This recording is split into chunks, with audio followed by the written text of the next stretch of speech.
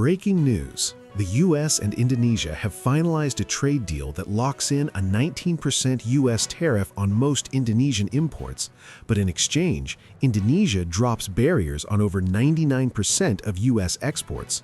This could reshape prices, supply chains, and big-ticket purchases, energy, planes, and farm goods starting.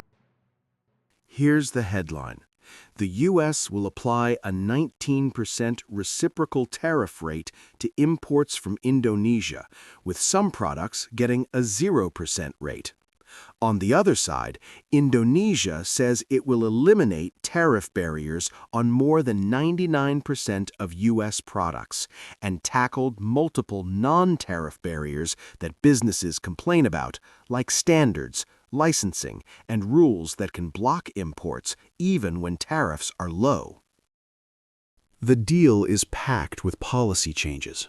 The White House says Indonesia will exempt U.S. companies and goods from local content requirements, recognize certain U.S. vehicle safety and emissions standards, and accept FDA standards for some medical devices and pharmaceuticals. It also promises steps on digital trade and actions tied to steel overcapacity and labor standards, including a forced labor import ban. So why is everyone focused on the 19% number? Because tariffs directly affect import costs and often ripple into prices. Indonesia says most exports to the U.S. face 19%, but some items get no tariff, and officials say they may seek more exemptions, including for palm oil.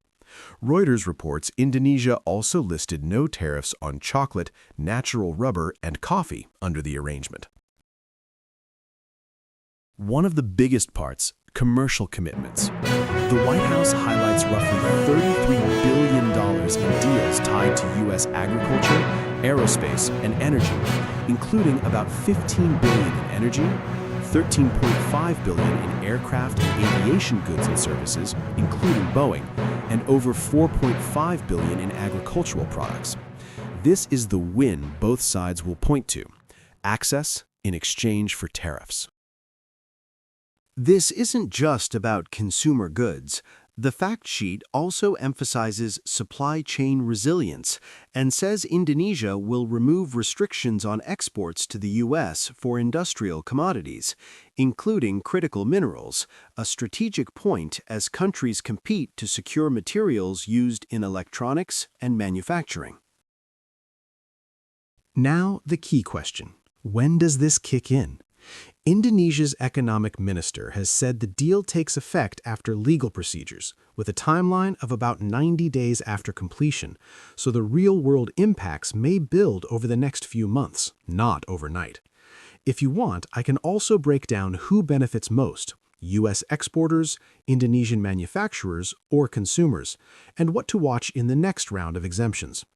Quick CTA: if you want daily updates like this, subscribe and drop a comment. Trade. I'll pin the best breakdown.